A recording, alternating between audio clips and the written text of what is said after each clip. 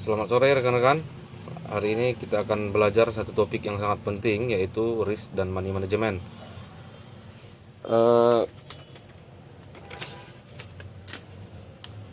Risiko merupakan bagian yang tidak terpisahkan dari bisnis. Tidak ada bisnis yang bebas risiko, sehingga pengetahuan mengenai hal ini sangat penting dan mutlak untuk kita kuasai. Karena apa? Karena sudah saatnya kita menganggap trading itu sebagai bisnis yang dikelola dengan baik. Kemudian 85% kesuksesan menjadi trader forex yang profitable itu ada pada kemampuan pengelolaan risiko dan psikologi trading. 15% itu hanyalah masalah teknis seperti strategi trading, metode trading, dan lain-lain.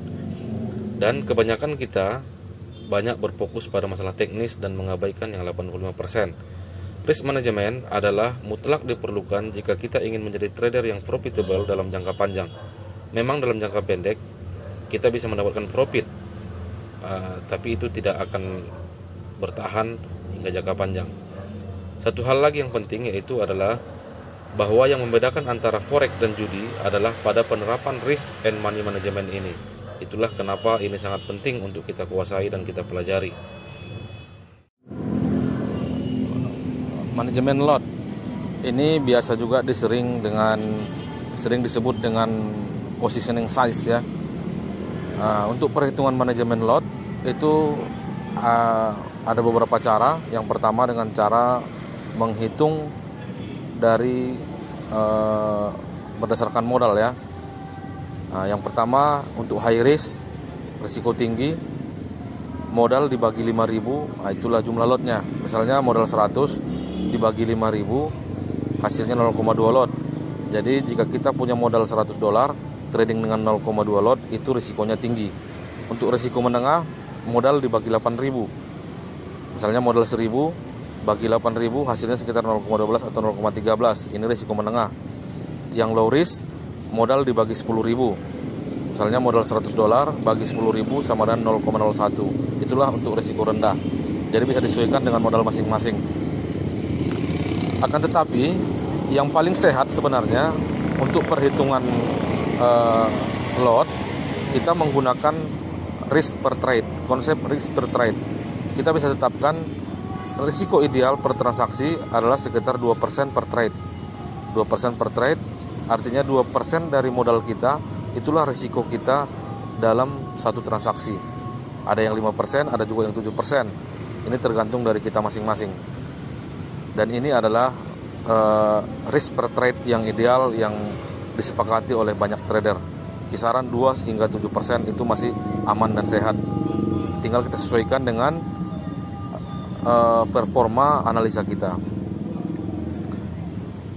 Semakin bagus analisanya, semakin bagus win rate-nya, nanti kita bisa memilih untuk risk per trade yang lebih tinggi. Begini contoh perhitungannya. Kita dalam perhitungan risk per trade ini kita menggunakan rumus, yaitu jarak stop loss dibagi yang kita risikokan, itulah lot yang kita pakai. Misalnya modal kita $100, kita sudah menetapkan risk per trade kita 2%. Katakanlah jarak stop loss 200 poin. Jadi risiko kita tadi 2%, itu berarti $2. Berarti kita siap merisikokan $2 setiap transaksi. Untuk mengetahui berapa lot yang sesuai, tinggal bagikan saja jarak stop loss 200 dibagi risiko $2 sama dengan 0,02 lot. Itulah lot yang kita pakai. Selanjutnya bisa disesuaikan tergantung balance masing-masing. Jadi walau dengan konsep ini, jarak stop loss 1.000 poin atau 200 poin itu risiko tetap. Keuntungan menerapkan risk per trade dalam hal risk management dibandingkan perhitungan yang fix seperti tadi ya. Yang pertama, kita bisa menempatkan stop loss secara rasional. Jadi tidak peduli apakah stop lossnya pendek ataupun jauh, karena yang paling penting itu adalah kerasionalitasannya. Misalnya SL 100 poin dengan SL 1000 poin, risiko kita tetap $2. Karena sesuai hitungan, kita menggunakan hitungan rumus menghitung lot seperti tadi, yaitu jarak stop loss dibagi risiko.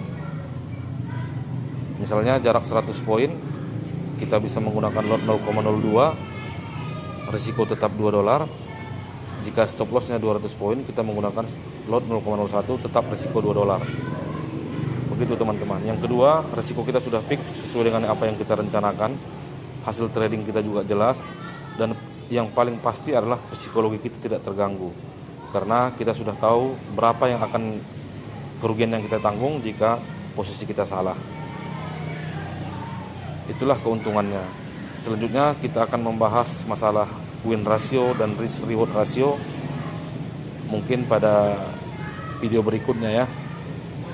Demikian, semoga pembahasan kali ini dapat membuka sedikit pemahaman kita dan wawasan kita tentang bagaimana penerapan risk manajemen yang sederhana namun bermanfaat. Terima kasih.